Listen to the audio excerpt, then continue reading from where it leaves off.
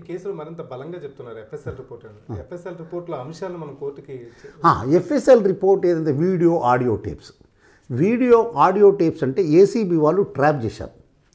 Trap చేసినప్పుడు ఎవరు record చేసినారు ఏంటంటే రేపు తెలుస్తుంది. మొత్తం పైన అందులో ఏదైతే రేవంత్ రెడ్డి గారు ఈ యొక్క 50 లక్షలు ఆ మొత్తం ఎల్వి స్టీఫెన్సన్కి ఇస్తున్నటువంటి సందర్భాన్ని చిత్రీకరించినటువంటి విషయాలు, మాటలు, మన కాన్వర్జేషన్ అంతా రికార్డ్. అవన్నీ ఇండియాలో మొత్తం నేషనల్ టీవీలే కానీ మన లోకల్ టీవీస్కి అంతా రిలే చేసినాయి. అయితే ఇటువంటి విషయాన్ని జడ్జి గారు కూడా నేను చూసినాను టీవీలో అన్నాడు. విచారణ సందర్భంలో నేను కూడా చూశాను, మీరు అది ఏం ఆర్గ్యూ చేయకూడదని.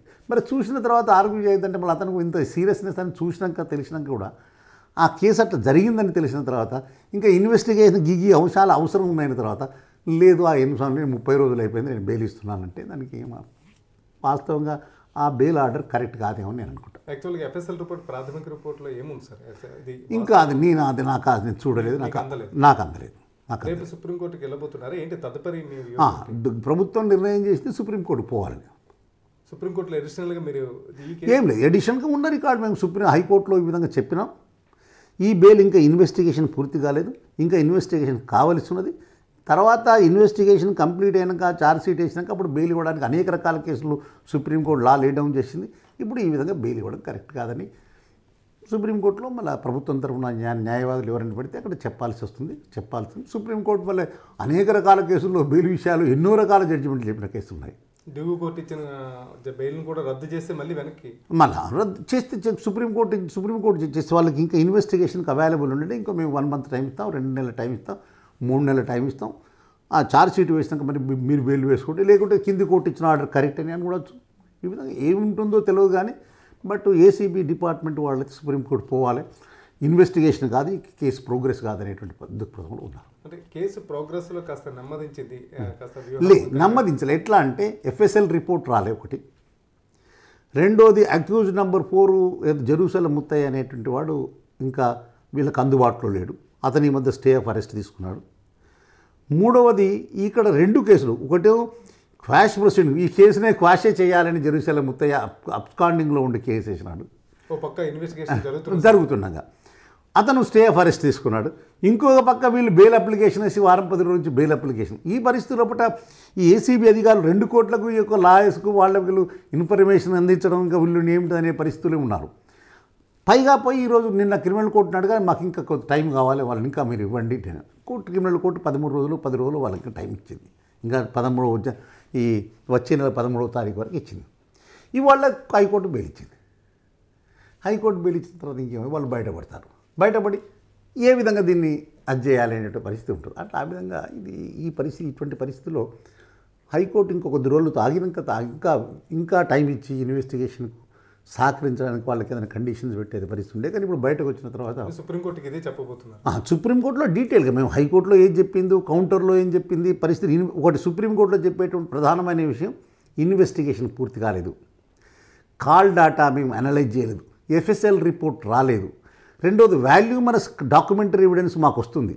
రెండోది వీళ్ళు కనుక ఇంకా ఇవన్నీ అనలైజ్ చేసిన తర్వాత ఈ కాల్ డేటాలో ఉన్న వ్యక్తులతో మేము వాళ్ళతో మేము ఈ విషయాలు సేకరించవలసి ఉంటుంది, ఇంకా వ్యక్తులను విచారించవలసి ఉన్నది. కనుక ఈ ఫ్లూయిడ్ సిచ్యువేషన్లో ఉన్న పరిస్థితిలో కూడా మీరు బెయిల్ ఇవ్వడం వల్ల ఇన్వెస్టిగేషన్కు అంతరాయం కలుగుతుంది అనేటువంటి విషయం. ఓ పక్క కోర్టులో ఈ పోరాటం కొనసాగుతుంది, అంటే ఈ కేసులు నడుస్తున్న దశలోనే మరోవైపు దర్యాప్తు సంస్థలు తమ పని తాము చేసుకునే అవకాశం ఎట్లా చేస్తే ఇప్పుడు దర్యాప్తు సంస్థలు వాళ్ళ ఇన్వెస్టిగేషన్ చేసుకోవచ్చు. కానీ ఈ దర్యాప్తు సంస్థలు అంటే ఉదాహరణకు ఏదో బ్యాంకులో డబ్బు తీసినారనుకోండి, ఈ బ్యాంకులో డబ్బు తీసినటువంటి ఒక ఖాతాలనే కానీ ఇంకేదైనా రికార్డు మాయం చేస్తారు, లేకుంటే ఇంకా కొన్ని టేప్స్ ఉన్నాయి అవి వీటిని దొరకకుండా చేస్తారు. ఇది ఈ విధంగా కష్టమవుతుంది. ఇంకా ఇది మనీలా ఈ case prevention of corruption act section 12 కిందే కాకుండా క్రిమినల్ కాన్సిక్వెన్సీ 120(b) కాకుండా అబెట్మెంటే కాకుండా ఇది మన మనీ లాండరింగ్ కేసు కూడా కన్వర్ట్ అవుతుంది. ఈ ఇఫెన్స్ అయినాక కాన్సిక్వెన్షియల్ అఫెన్స్గా మనీ లాండరింగ్ కేసు కూడా వస్తుంది. ఆ విషయం కూడా రేపు ఎగ్జామిన్ చేసి సుప్రీంకోర్టు చెప్పాల్సి వస్తుంది.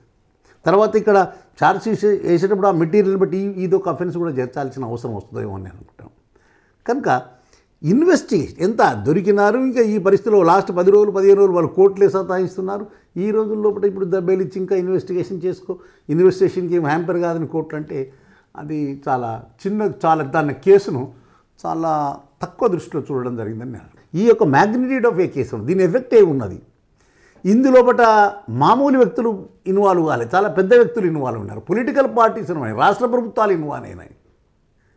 అటువంటి పరిస్థితులపట ఒక శాసనసభ్యుడు ఇంకొక ఎమ్మెల్యే ఒక లెజిస్లేటర్ కొనే పరిస్థితిలో ఉన్నారు. ఇటువంటి పరిస్థితుల్లో జేఎంఎం కేసు జరిగినప్పుడు చాలా పివి నరసింహారావు కూడా కేసు ఛార్జ్షీట్ సుప్రీంకోర్టు అప్రూవ్ చేసింది. ప్రధానంగా పివి నరసింహారావు మీద వేసినట్టు ఛార్జ్షీట్ కరెక్ట్ కాదని పివి నరసింహారావు సుప్రీంకోర్టులో ఫైల్ చేసినాడు. ఆయన అప్లికెంట్. సుప్రీంకోర్టు ఆ యొక్క ఛార్జ్షీట్ చూసి ఇది కరెక్ట్ అది మేము అప్రూవ్ చేస్తున్నాం అన్నారు. ఆయన అక్యూజ్ నెంబర్ 1 పివి నరసింహారావు గారు. అట్లా అందుకొరకే అది పివి నరసింహారావు కేసుని ఈరోజు పివిని ఇంకెవరో అడిగినారు. పివి నరసింహారావు గారి కేసులో ఏమన్నారంటే ఏదైతే ఓట్లకు డబ్బులు తీసుకొని పార్లమెంట్ లోపల పార్లమెంట్ లోపల ఓటు ఉపయోగించినట్టు వాళ్లకు ఆ వితిన్ ది పార్లమెంట్ లోపల ఇమ్యూనిటీ ఉంటుంది కనుక వాళ్ళకు ప్రాసిక్యూషన్ కాదు. ఇంకొక సుప్రీంకోర్టు చాలా విచిత్రమైన విషయం ఏంటంటే డబ్బు తీసుకున్నారు, ఆ డబ్బు తీసుకున్న వ్యక్తి పార్లమెంట్లో ఓటు వేయలేదా ఎంపీ, అతని మీద ప్రాసిక్యూషన్ చేయమన్నారు. రెండవది ఎవరైతే డబ్బు తీసుకొని బయటనే ఉన్నారు ఓటు కొరకు వాళ్ళని ప్రాసిక్యూట్ చేయమన్నారు. సో మొత్తం అందరూ ఎవరు తీసుకున్నారో ఎవరు తీసుకోపోయారో ఎవరు ఇన్వాల్వ్ అయ్యారో మొత్తం అందరినీ కూడా నేను ఇంకోటి కూడా మీరు ఆలోచించాలి.